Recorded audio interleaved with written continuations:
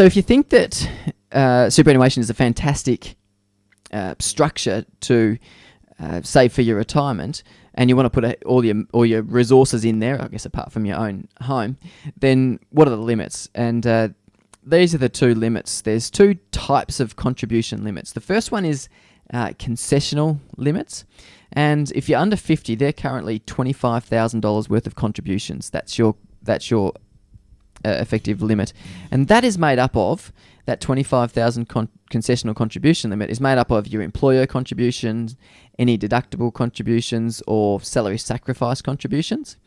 So the limit, if you're under 50, is currently $25,000, and if you're over 50 years of age, or 50 or over, up until the 30th of June 2012, your contribution limit is $50,000. And these are the types of contributions that when you put them into super, you get charged 15% contributions tax. And it includes these things, as I mentioned earlier. And the key thing about these contribution limits that I can't stress too much is that there's been over 60,000 people in the last financial year, not this financial year, so in the 2010 financial year, who have exceeded their contribution limits. So I spoke to an advisor in Sydney recently who has a client who has because they contributed too much to their super fund, they have a tax liability of about $11,000 for that 2010 financial year. But the worst of it is that in this financial year, because of the contributions he's made, he has something like $150,000 excessive contributions tax that he potentially has to pay. Well, probably will have to pay. So I can't stress too much the importance of making sure, particularly if you're contributing significant amounts of money, making sure that you're not exceeding your contribution limits. It's essential. I've had a bit of thanks, Peter, for your question about when can you invest in pension stage. I'll get to that in a later point in the conversation. And another question from Paul: I'm not working, so have not used my $6,000 tax-free threshold. I'm just trying to see the rest of that. Spouse contribution, is it still taxed at 15%? Yeah, good questions there. The $3,000 is not taxed at 15%, but if you say, for example, you made a spouse contribution, that $3,000 isn't taxed at 15%, but the earnings on it, because it would be an accumulation phase, is still taxed at 15%. So I hope that makes sense.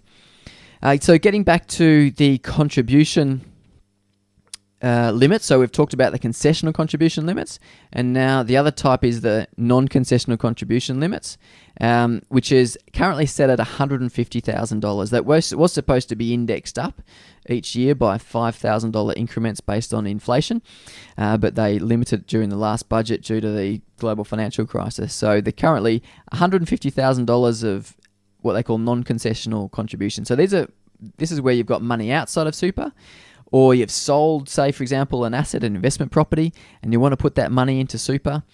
You can put some of that money in without being charged contributions tax, and that's called a non-concessional contribution. You can put up to $150,000 a year, or if you're below 65, you can put in up to $450,000 in 1 year. So basically bringing 2 years forward. And this is where, in those scenarios, this is where you can end up, potentially breaching your contributions limits. So just be cautious about that.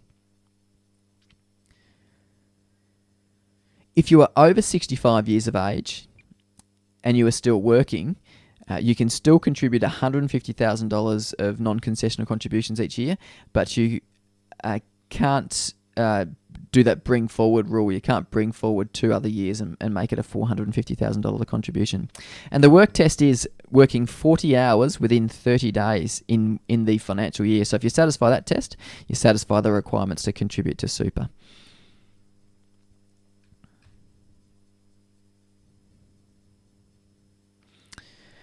So what are the advantages of super? Well, firstly, it's tax effective, as we've talked about. Secondly, you can get some insurance cover through superannuation. And the benefit of that is that it's a tax effective, well, it doesn't come out of your cash flow, really. So you're able to pay for all that insurance cover without affecting your cash flow. There's a range of strategies that we'll talk through in a little bit more detail. So complementary strategies like the government co-contribution, spouse contribution, like someone's already mentioned, salary sacrificing,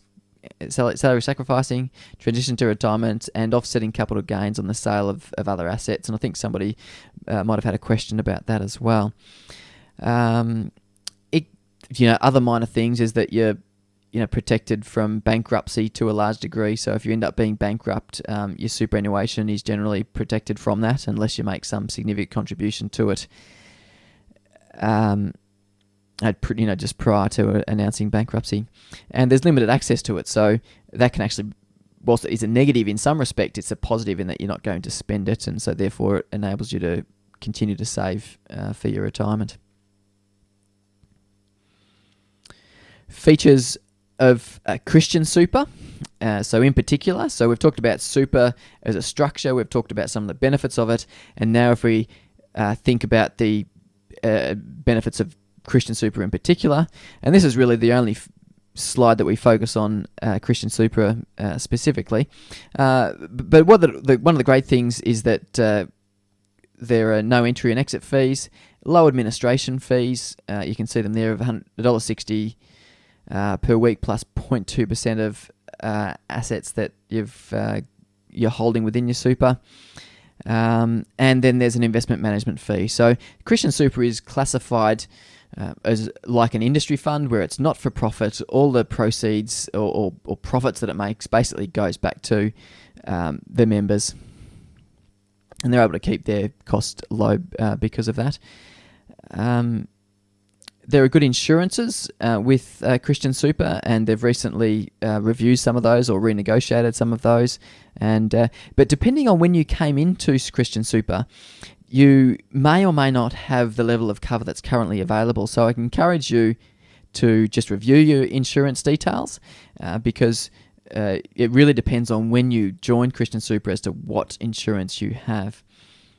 There's a pension option within Christian super, and the thing that actually brought me to Christian super was the fact that they have 100% of their investments screened with an ethical screen, and really it's a biblical screen. But I guess they use the term ethical screen because it's got a broader reach. And on my journey as a financial advisor has been, after advising for a number of years, I was trying to discern how I would do things differently if I advised people from a biblical worldview.